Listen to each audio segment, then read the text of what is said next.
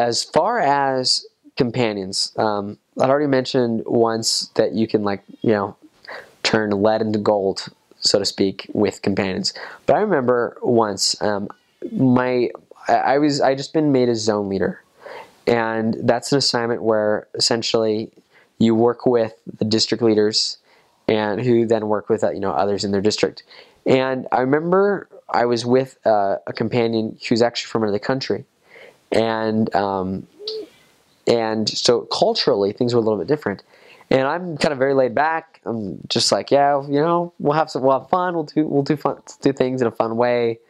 And I remember we were calling in for the numbers that night, and I asked a few questions that we hadn't talked about asking because I was just curious. And I remember my companion got really mad at me for changing the routine.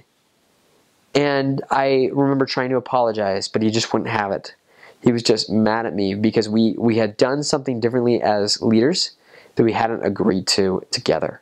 And I remember thinking, that's really snobbish. I just asked a few additional questions. Like, what's wrong with that? And I was rationalizing and saying, hey, it just wasn't a big deal.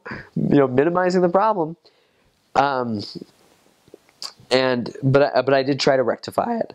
The next morning, there was still things were a little bit bitter between us. We were actually driving to Zone Leader Council that next morning, and we drove. And I remember for about half the drive, we didn't talk to each other, and things were really just cold, and the spirit wasn't super strong.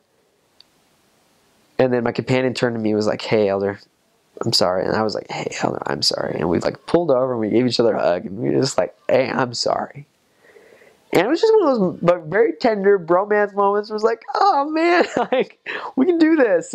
We're friends. And I remember that companion of mine, that missionary, who's, again, culturally we had a few differences, but he's one of my favorite people.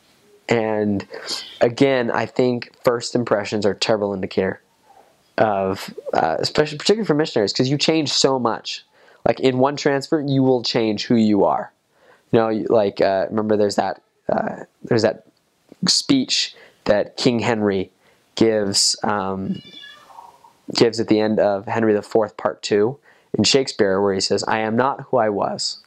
And I feel like most missionaries could say that at the end of the transfer. I'm not who I was. And it's just so wonderful how much you change. And your companion will change. So you should never say, hey, that's just the way he is. Because you'll be amazed at how much the Lord will change your companion, just as he's changing you. So that was a very tender experience and tender moment.